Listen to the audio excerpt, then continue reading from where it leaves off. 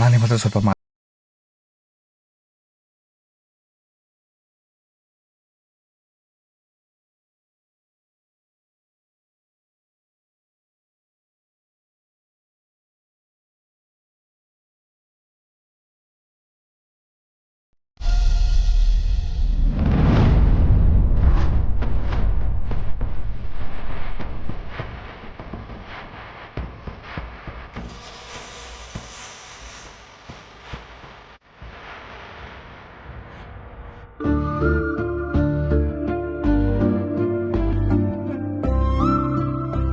ಭಯ ಪಡ್ಬಿಡಿ.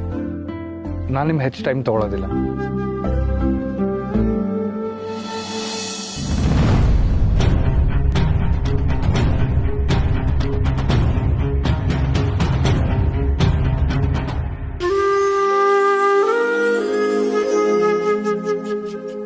ಇದನ್ನು ತಗೊಳ್ಳಿ.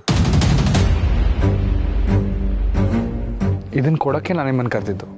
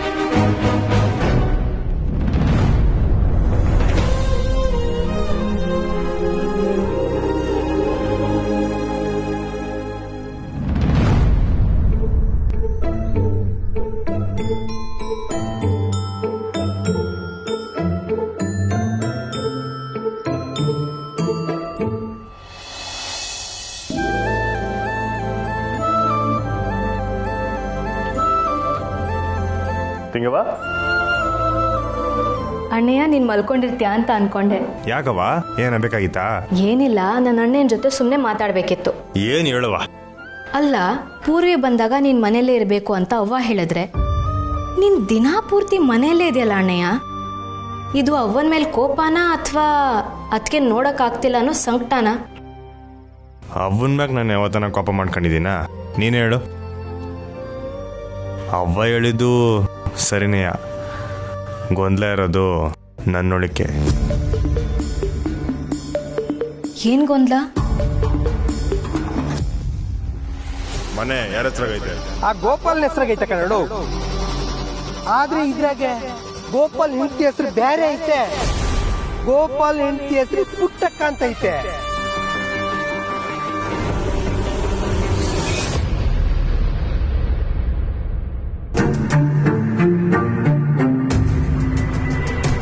ಏನಿಲ್ಲ ತಂಗಿವ, ನಾನು ಒಂದು ದಿವಸ ನನ್ನ ಹುಡುಗಿನ ನೋಡದೆ ಇರುವಾಗಲೇ ಈಟೊಂದು ಫೀಲಿಂಗ್ ಆಯ್ತೈತೆ.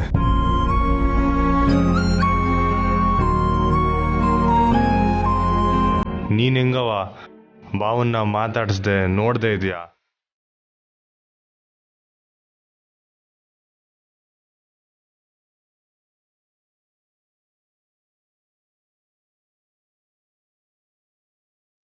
ನಿನ್ ಸಂಕಟ ನಮ್ ಯಾರಿಂದನೂ ಅರ್ಥ ಮಾಡ್ಕೊಳಕ್ ಆಯ್ಕಿಲ್ವೇನೋ ಅನ್ಸ್ತೈತೆ.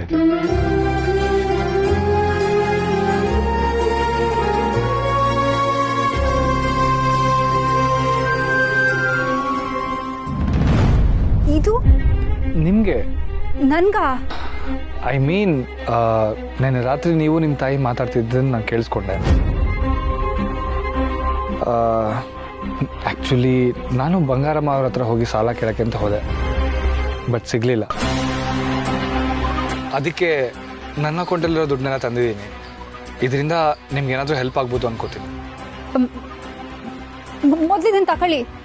ನೋ, ನಾ ಹೇಳೋದನ್ನು ಕೇಳಿ. ನಾನು ಇದನ್ನ ದಯವಿಟ್ಟು ವಾಪಸ್ ತಕೊಳ್ಳಿ ಪ್ಲೀಸ್. ಇದು ನಾನು ನಿಮಗೆ ಮಾಡ್ತಿರೋ ಒಂದು ಸಣ್ಣ ಹೆಲ್ಪ್ ಅಂತ ಅನ್ಕೊಳ್ಳಿ. ದಯವಿಟ್ಟು ಬೇಡ ಅನ್ಬೇಡಿ. ನನಗೆ ಗೊತ್ತು ನಿಮಗೆ ದುಡ್ಡಿನ ಅವಶ್ಯಕತೆ ತುಂಬ ಇದೆ ಇವಾಗ ಅಂತ. ನಾನು ಯಾವುದೇ ಕಾರಣನೂ ಕೇಳ್ತಿಲ್ಲ, ಕೇಳೋದು ಇಲ್ಲ. ನಿಮಗೆ ಯಾವಾಗ ಆಗುತ್ತೋ, ಯಾವಾಗ ಕೊಡಬೇಕು ಅನ್ಸುತ್ತೋ ಅವಾಗ ಆರಾಮಾಗಿ ಕೊಡಿ.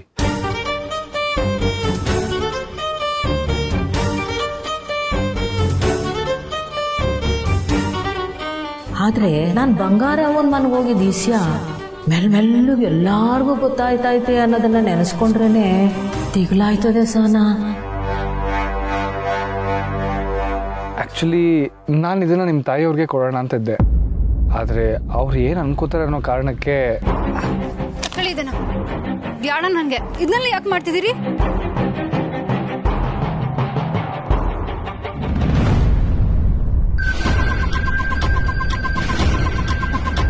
ನಾನು ನಮ್ಮವ್ವ ಮಾತಾಡಿದ್ನ ಯಾಕೆ ಕೇಳಿಸ್ಕೊಂಡ್ರಿ? ನೀವ್ಯಾರು ನನಗೆ ದುಡ್ಡು ಕೊಡೋಕ್ಕೆ? ಅಲ್ಲ ಸಹನಾ ಅವರೇ, ನಾನು ನಿಮಗೆ ಸಹಾಯ ಮಾಡೋಣ ಅಂತ ಬಂದೆ. ನೀವ್ಯಾರಿಗೆ ಸಹಾಯ ಮಾಡಕ್ಕೆ? ದಯವಿಟ್ಟು ಇದನ್ನು ಎಲ್ರ ತಾವು ಹೇಳ್ಕೊಂಬರ್ಬೇಡಿ, ನಿಮಗೆ ಕೈ ಮುಗಿತೀನಿ. ಇಲ್ಲ, ನಾನು ಇದನ್ನು ಯಾರಿಗೂ ಹೇಳಲ್ಲ. ನೀವು ನನ್ನ ತಪ್ಪಾಗಿ ತಿಳ್ಕೊಂಡಿದ್ದೀರಾ. ನೀವು ನಮ್ಮನೆ ಹೆಸರು ತಲೆ ಹಾಕ್ಬೇಡಿ.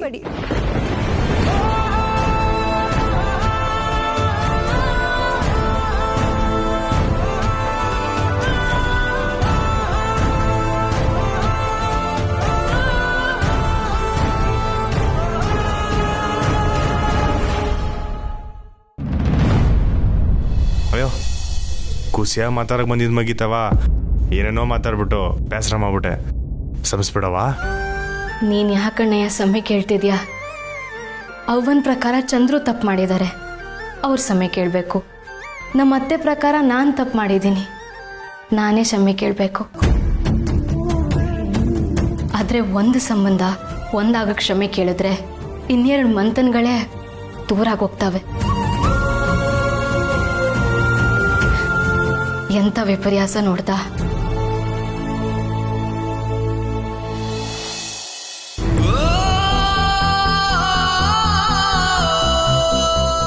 ತಿಂಗವ,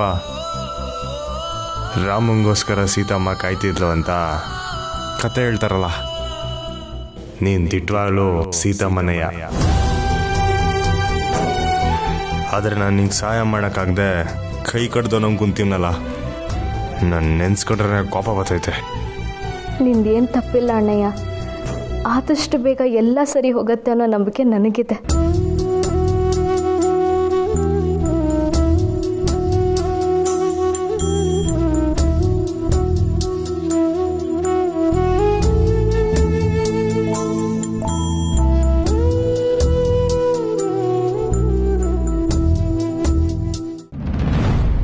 ಅವ್ವ, ತಿನ್ನಕ್ಕೇನಿದೆ? ಏನಿದೆ ಮೆಸ್ಸಲ್ಲಿ ಬೇಕಾದಂಗೆ ಅದೇ, ಅದನ್ನ ಹಾಕೊಂಡು ತಿನ್ನೋಗು. ಬೆಸ್ತು ಬೇಡ, ಬೇರೆ ಏನಾದ್ರು. ಬೇರೆ ಏನಾದ್ರೂ ಏನ್ ಬೇಕೆ ನಿಂಗೆ? ಏನಾದ್ರು ಸುಮ್ಮನೆ ಸಿಟ್ಟು ತರಿಸ್ಬೇಡ ನೀನು. ತಿನ್ನಕ್ಕೆ ಆಟ ಒಂಥರ ಐತೆ ಅಲ್ಲಿ, ಏನಾರ ಕೊಡು ಏನಾರ ಕೊಡು, ಸುಮ್ಮನೆ ಪೀಡಿಸ್ತಾಳೆ ಹಂಗೆ. ಕಾಲೇಜ್ಗೆ ಹೋಗಿ ಸುಸ್ತಾಗಿ ಬಂದಿರ್ತೀನಲ್ಲವಾ. ಏನ್ ಗೊತ್ತಾ, ನಾನು ಇವತ್ತು ಕಾಲೇಜ್ಗೆ ಕಾರಲ್ಲಿ ಹೋದೆ. ಕಾರಲ್ಲ, ಯಾರ ಜೊತೆ? ಅಪ್ಪಯ್ಯನ ಜೊತೆ.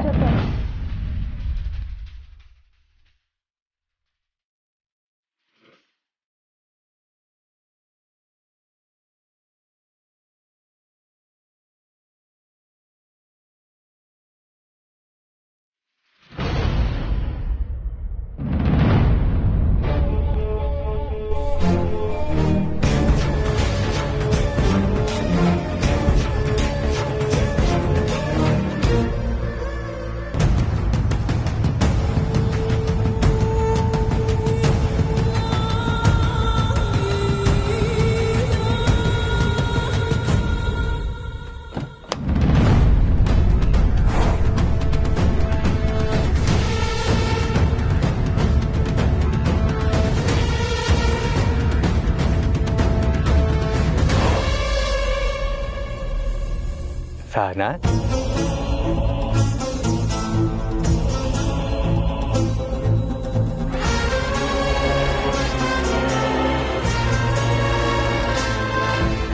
ತಿಂಗಳು ಬೀಳ್ಬೇಡವ. ನಿಂತವ ಒಸಿ ಮಾತಾಡಬೇಕಾಗಿತ್ತು. ನೀನು ಇದೇ ದಾರಿ ನಂಗೆ ಬರ್ತೀಯ ಅಂತ ನಂಗೆ ಗೊತ್ತಿತ್ತು, ಅದಕ್ಕೆ ಕಾಯ್ತಾ ಇದ್ದೀನಿ. ಅಪ್ಪಯ್ಯ ನಾನು ಟೈಲರಿಂಗ್ ಕ್ಲಾಸ್ಗೆ ಹೋಗ್ಬೇಕು. ಹೋಗಿವಂತೆ ಕಣವ, 2 ನಿಮಿಷ. ನನಗೊಂದು ದೊಡ್ಡ ಉಪಕಾರ ಆಗ್ಬೇಕಲ್ಲಪ್ಪ. ನಿಮ್ಮ ಮನೆ ತಾವು ಬಂದ್ರೆ ಒಂದು ಊತ ಹಾಕ್ಬಿಡ್ತೀನಿ ಅಂತಾಳೆ ನಿನ್ ತಂಗಿ. ಎತ್ತಪ್ಪಂತವ ಅವಳಂಗೆ ಮಾತಾಡೋದು ಸರಿನಾನವ. ಏನೋ ಜೀವನದಾಗೆ ಮಾಡಬಾರ್ದು ಒಂದು ತಪ್ಪು ಮಾಡಿಬಿಟ್ಟು ನಾನು ಇಲ್ಲ ಅಂತ ಹೇಳ್ತಿಲ್ಲ. ಅದಕ್ಕೆ ಜೀವನ ಪೂರ್ತಿ ಹಿಂಗೆ ನನ್ನ ಮೇಲೆ ಹಾಗೆ ಸಾಧಿಸೋದು ಸರಿ ಏನವ? ನೀನು ಹೇಳು. ನಾನು ಯಾಕೆ ನಿಂತಾವು ಮಾತಾಡ್ತಿದ್ದೀನಿ ಅಂದರೆ, ನೀನು ಮನೆಗೆ ದೊಡ್ಡ ಮಗಳು, ಒಳ್ಳೇದು ಯಾವುದು ಕೆಟ್ಟದ್ದು ಯಾವುದು ಅಂತ ನಿಂಗೆ ಅರ್ಥ ಆಯ್ತು. ಯಾವುದು ಸರಿ ಯಾವುದು ತಪ್ಪು ಅಂತ ತೀರ್ಮಾನ ಮಾಡೋ ಸ್ಥಾನದಾಗ ನಿಂತಿದ್ದೀಯ. ಏನೋ ಕೆಟ್ಟಗಳಿಗೆ ನೀವು 10 ಲಕ್ಷ ಕಳ್ಕೊಂಬಿಟ್ರಿ. ಹೆದರ್ಕೋಬೇಡ, 10 ಲಕ್ಷ ಕೊಡು ಅಂತ ನಡೆದಾರಿನ ನಿಲ್ಲಿಸಿ ಕೇಳೋಂಥವನ್ನಲ್ಲ ನಾನು. ನಿಂಗೆ ತಾಳ್ಮೆ ಅನ್ನೋದು ನಿಮ್ಮ ಅವನಿಂದ ಬಂದೈತೆ ಅಂತ ನೀನು ತಿಳ್ಕೊಂಡಿದ್ಯಾ. ನಾನು ನಿನ್ನಂಗೆನೆ ಕಣವ. ಇನ್ನೊಬ್ಬರ ಮನಸ್ಸಿಗೆ ನೋವು ಮಾಡೋದು ನನಗೆ ಇಷ್ಟ ಆಗಕ್ಕಿಲ್ಲ. ಏನು ಮಾಡಿ ನನ್ನ ಪರಿಸ್ಥಿತಿ ಹಂಗೆ ಕಣವ.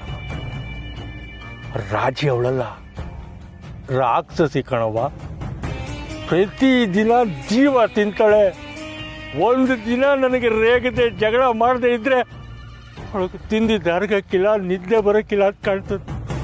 ಪ್ರತಿದಿನ ಒಂದೇ ಜಗಳ.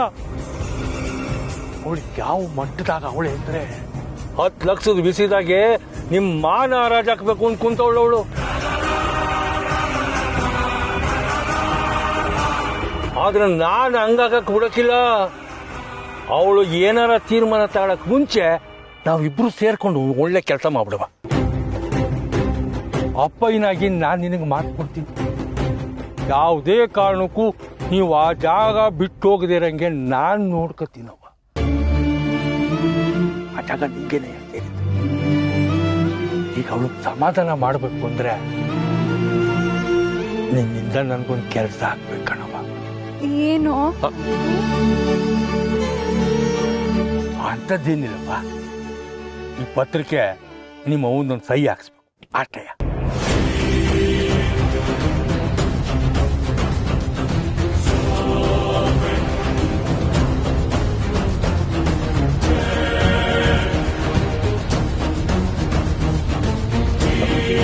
ಭಯ ಬೀಳ್ಬೇಡ, ಇದು ನಾಮಕ ಅವಸ್ಥೆಗೆ ಅಷ್ಟೇ.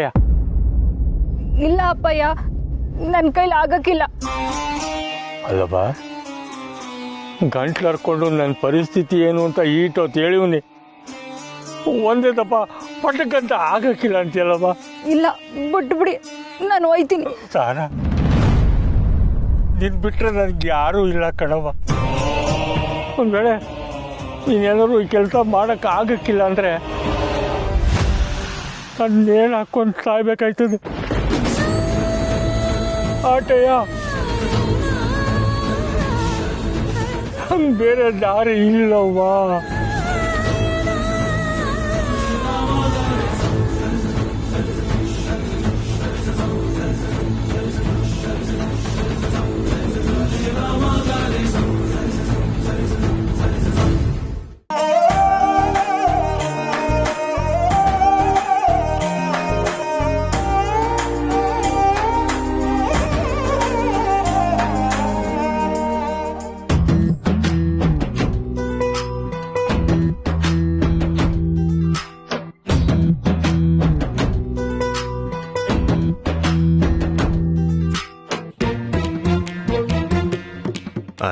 ಕೊಡವ ಇಲ್ಲಿ ಬಿಡಣ್ಣಯ್ಯ, ನಾನು ಮಾಡ್ತೀನಿ. ಇರ್ಲಿ ಕೊಡವ. ಮನೆಯಾಗಿದ್ದೇನು ಮಾಡೋದು ಗೊತ್ತೇ ಆಯ್ತಲ್ಲ. ನಿನ್ ಮನೇಲಿ ಯಾಕಿದ್ಯಾ ಅನ್ನೋದೇ ನನ್ನ ಪ್ರಶ್ನೆ. ಹೋಗ್ ಬರೋದಲ್ವಾ ಮೆಸ್ ಹತ್ರ.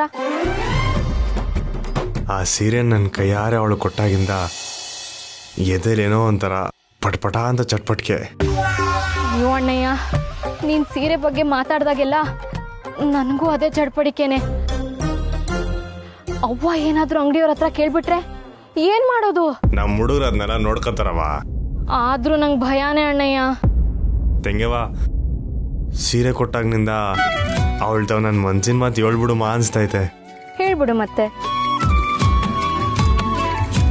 ಅದ್ರಾಗ ಅವ್ರವ್ವ ನಂಗೆ ಬಿರ್ನೆ ಮದುವೆ ಆಗಲಿ ಅಂತ ಆಶೀರ್ವಾದ ಬೇರೆ ಮಾಡ್ಬಿಟ್ರು. ಅಯ್ಯೋ, ನಮ್ಮ ಅಣ್ಣಯ್ಯ ನಾಚ್ಕೋತವನೆ. ಸುಮ್ಕೆರವ್ವ, ಅವಳ ಮುಂದೆ ನಿಂತು ಮಾತಾಡೋಕೆ ಒಂಥರ ಆಯ್ತದೆ. ಅದಕ್ಕೆ ನೀನು ಫೋನ್ ನಂಬರ್ ಕೊಟ್ರೆ ಫೋನಾಗೆ ಹೇಳ್ಬಿಡ್ತೀನಿ. ಓಹೋಹೋ, ಇದು ವಿಷಯ. ಅದಕ್ಕೇನೆ ಗಿಡಕ್ಕೆ ನೀರು ಹಾಕಿದ್ದು, ನನ್ನ ಸೀತಮ್ಮ ಅಂತ ಹೊಗಳಿದ್ದು. ಏ ಚಚ, ಏನ್ ತಂಗ್ಯವ, ಅಣ್ಣ ಇನ್ನೇ ಇಟ್ಟೊಂದು ಅಗ್ರವಾಗಿ ಅನ್ಕೊಂಬಿಟ್ಟಲ್ಲ. ಸರಿ ಬಿಡು, ಏನ್ ಬೇಡ.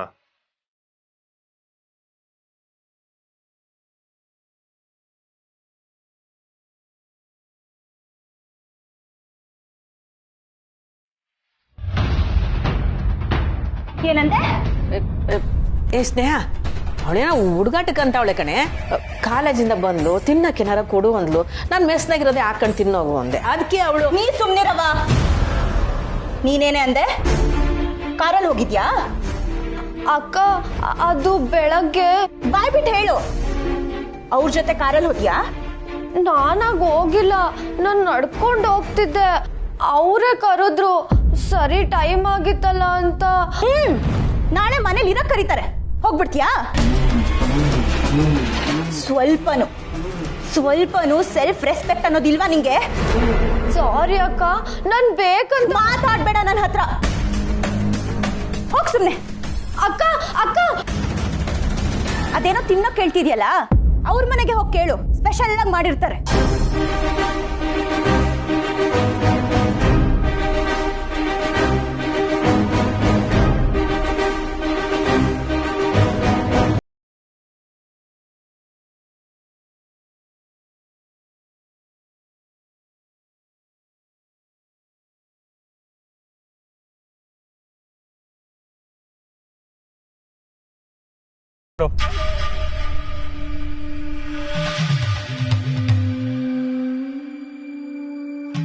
ಸಾಯೋದು ಬಿಟ್ರೆ ನಂಗೆ ಬೇರೆ ಯಾವ ದಾರಿನೂ ಕಾಣ್ತಾ ಇಲ್ಲ.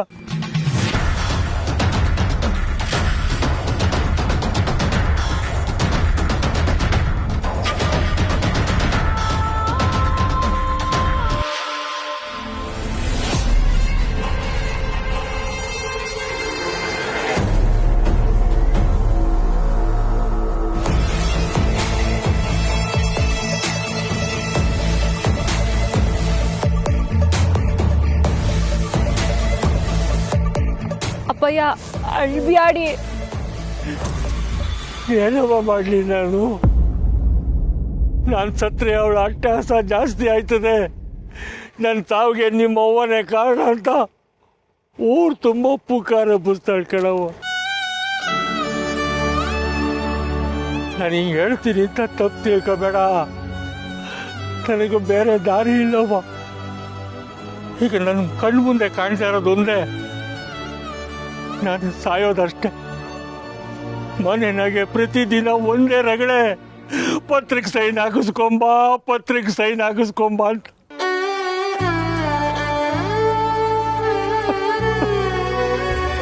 ನಾನು ಏನು ಮಾಡಲಿ? ನಿನಗೇನು ನನ್ನ ಮ್ಯಾಗ ಪ್ರೀತಿ ಇಲ್ಲದೆ ಇರ್ಬೋದು, ಆದರೆ ನನ್ನ ಕಷ್ಟ ಏನು ಅಂತ, ಪರಿಸ್ಥಿತಿ ಏನು ಅಂತ ಅರ್ಥ ಮಾಡ್ಕೊಳ್ಳೋ ಮನಸ್ಸೈತವ ನಿನಗೆ. ಅದಕ್ಕೆ ನಿಂತಾವ್ ಹೇಳ್ತಾ ಇರೋದು. ನೋಡು, ಒಂದ್ ವೇಳೆ ನಾನೇನಾದ್ರೂ ಸತ್ರೆ ಅದನ್ನೇ ನೆಪ ಮಾಡ್ಕೊಂಡು ರಾಜಿ ನಿಮ್ ಜಾಗ ಕಿತ್ಕೊಂಡ್ಬಿಡ್ತಾಳೆ. ಅದಕ್ಕೆ ಹೆಂಗನ ಮಾಡಿ ನಿಮ್ಮ ಅವನ ಕೈಲಿ ಪತ್ರಕ್ಕೊಂದು ಸಹಿ ಹಾಕ್ಸ್ಬಿಡು. ಆಮೇಲೆ ರಾಜಿ ನಾನು ಹೆಂಗೋ ಸಮಾಧಾನ ಮಾಡ್ತೀನಿ.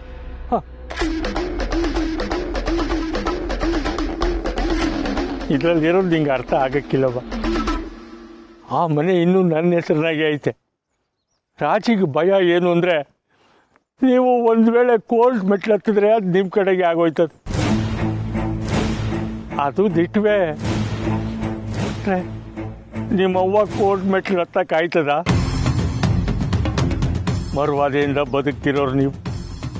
ಕೋರ್ಟು ಗೀಲ್ಟು ಅಂತ ಹೋದ್ರೆ ನಿಮ್ಮ ಜೀವನ ಹಾಳಾಗೋಯ್ತದವ್ವ. ಅದಕ್ಕೆ ಹೇಳ್ತಾ ಇದ್ದೀನಿ, ಇದ್ರಾಗೆ ಬೇರೆ ಏನಿಲ್ಲ. ಯಾವತ್ತಾದರೂ ಆಗಲಿ, ನಾನಾಗಲಿ, ನನ್ನ ಮಕ್ಕಳಾಗಲಿ ಈ ಜಾಗದ ವಿಷಯಕ್ಕೆ ಬರೋಕ್ಕಿಲ್ಲ ಅಂತೈತೆ. ಅದಕ್ಕೆ ನಿಮ್ಮವ್ವ ಒಂದು ಸಹಿ ಹಾಕ್ಬಿಟ್ರೆ ಸಾಕು, ಅಧಿಕಾರ ನಂತವನೇ ಐತೆ ಅಂತ ಇವಳಿಗೊಂದು ಸಮಾಧಾನ. ಕಿರಿಕಿರಿ ಇರೋಕ್ಕಿಲ್ಲ ಅಂತ ಅಷ್ಟೇ. ನೀನಾದರೂ ನನ್ನನ್ನು ನಂಬವ ನೋಡೋ, ನಾನೇ ಮುಂದೆ ನಿಂತು ನಿನ್ನ ಮದುವೆ, ನೀನಿಬ್ಬರು ತಂಗಿದ್ದೀರಿ ಮದುವೆನೂ ಮಾಡಿಸ್ತೀನಿ. ಇದಕ್ಕೊಂದು ಸಹಿ ಹಾಕಿಸ್ಕೊಂಬಂದು ಕೊಡೋವ.